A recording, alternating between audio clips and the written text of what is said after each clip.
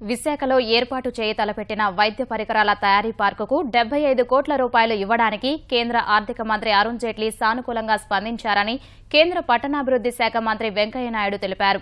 బుధవారం కేంద్ర మంత్రులు అనంతకుమార్, సుజనా చౌదరి, రాష్ట్ర వైద్య ఆరోగ్య శాఖ మంత్రి కామినేని శ్రీనివాస్తో కలిసి జైట్లీతో సమావేశమైన వెంకయ్య ఈ మేరకు వెల్లడించారు. అనంతకుమార్ ప్రతిపాదించిన ఈ ప్రాజెక్టుకు సంబంధించి ఎరువులు, రసాయనాల శాఖ బడ్జెట్ సరిపోనందున ఆర్థిక శాఖ నుంచి 75 కోట్లు ఇవ్వాలని కోరామని సమావేశం తర్వాత వెంకయ్య వెల్లడించారు. దేశంలో తొలిసారి ఏర్పాటు చేస్తున్న ఈ పార్కుకు పూర్తి సహకారం అందిస్తామని జైట్లీ హామీ ఇచ్చారని కామినేని శ్రీనివాస్ చెప్పారు. మెడికల్ ఎక్విప్మెంట్ మ్యానుఫ్యాక్చరింగ్ పార్కు ఆర్థిక శాఖ అనుమతి ఇవ్వాల్సిన అవసరం ఉంది. ఒక 75 కోట్లు కేంద్ర ప్రభుత్వం ఇస్తే ఈ ప్రాజెక్టు ముందుకెళ్లే అవకాశం ఉంటుంది. ప్రతిష్టాత్మకంగా కూడా ఒక రకమైన అంతర్జాతీయ కేంద్రంగా ఇది రూపొందేందుకు అవకాశం కూడా ఉంది.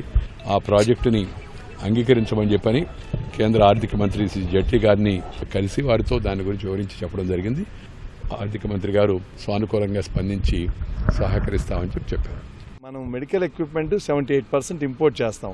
దాదాపు ఎవ్రీ ఇయర్ 24,000 crores ఇంపోర్ట్ చేస్తాం.